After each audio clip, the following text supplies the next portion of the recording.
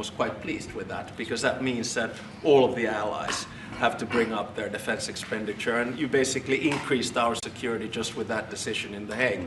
And I have to admit that having been to my first NATO summit in the summer of 2024, if someone would have told me that you will move from 2% to 5% after Trump enters, I would have said, go see a doctor. But, you know, well, you had to do it, and you were great about it. Spain has not been. Spain is the one that didn't do it. And so I think you people are going to have to start speaking to Spain. The only one that didn't do it, the only NATO country that didn't do it is Spain. And you'll figure what that's all about, right? Yeah, I mean, we'll work, and I think with the leadership also, Mark Rutte, the Secretary General of NATO, I think, you know, there are a lot of commitments that have to take place, and this, of course, is going to also increase industrial defense exchanges. I think we buy 4 times more military material here from the US, and I think it's an essential part of our whole military setup in Europe. And it's good to be working on this together. But there's one thing that I wanted to mention also. I want to congratulate you for what we have seen in the past 24 hours in Gaza. Thank you. I think it's a historic deal. I went through the 20 points. It's almost like the best of record.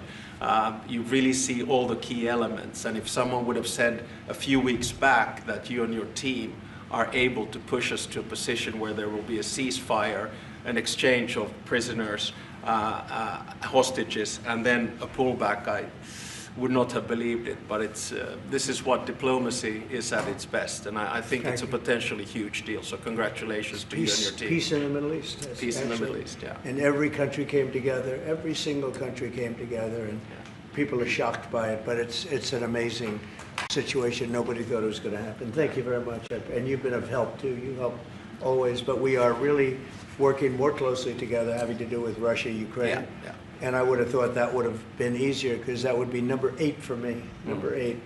And I would have thought the Russia deal maybe would have been one of the easier ones. And unfortunately, last week they had over 7,000 soldiers die unnecessarily. So it's a terrible thing, but I think we'll be getting there hopefully soon. Yeah, and probably we'll go, I mean, or you will be going piece by piece. I mean, there are only so many agreements that you can get done, and I think this one will be the next big one. Now, of course, this one needs to stick, and I'm sure it will, because the incentives are all there, and then we'll continue to work. I mean, the last time I was here in the Oval Office was with the other European leaders in August, and I think we did a lot of good advancement there on security arrangements.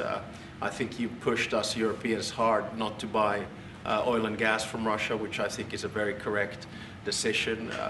Europe just put down its 19th sanctions package. I think Russia is actually right now, both economically and militarily, not in a very strong place. And I think it's because of the commitments that we've made to Ukraine. So, you know, day by day on this one. We're going to get it worked out.